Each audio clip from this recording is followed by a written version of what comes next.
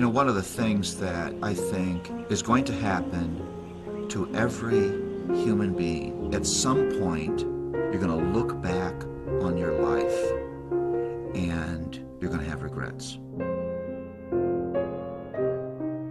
The young person lives sort of like an astronaut. You know, you're just every day you're launching into new worlds, and it's a world of possibility. At some point in life, every human being becomes an archaeologist, and you dig into the mound of your existence and you try to make sense out of that, and you realize you are not the person that you wanted to be. There's not a human being, no matter how spiritual, that at some point hasn't been disappointed with God. A horrible accident, a loss of a job, the rebellion of one of our children, physical illness, the disappointment in a friendship, huge financial debt that we never thought, where we're asking the question, what is God doing? My disappointment begins to get revealed by cynicism about life, irritation with circumstances. I begin to flag in my godly habits. I'm not so excited about reading my Bible. I'm not so excited about my small group. I maybe even begin to entertain doubts with God. I may distance myself from the people of God.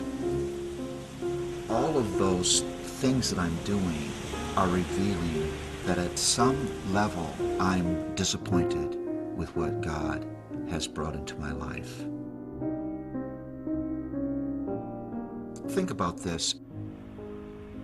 If this life that I'm living now is not a destination, but a preparation for a final destination, then it changes the way I think about what God is doing.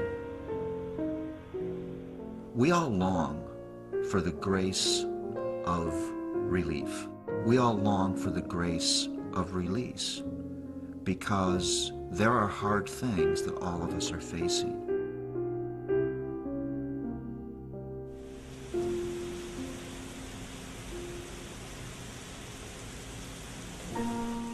Those difficulties for a believer are not signs of God's unfaithfulness and inattention. They are signs of His grace, His love, His faithfulness, His patience. He brings things into my life that I wouldn't have chosen. Here's the principle. God will take you where you do not want to go in order to produce in you what you could not achieve on your own. We have got to begin to comfort one another with the theology of uncomfortable grace. And so in midlife, I face the grace of aging, the grace of regret, the grace of disappointment. But it's all grace. It's not God who's tired of me and turning His back on me. This is God coming near to me and saying, there is still more refinement that needs to take place. And so I'm going to take you where you would not have chosen to go in order to produce in you what you could not achieve on your own. So I don't have to be afraid of life. I can move toward life with eyes open, with ears listening, with brain working, with heart engaged, and be unafraid because God's with me.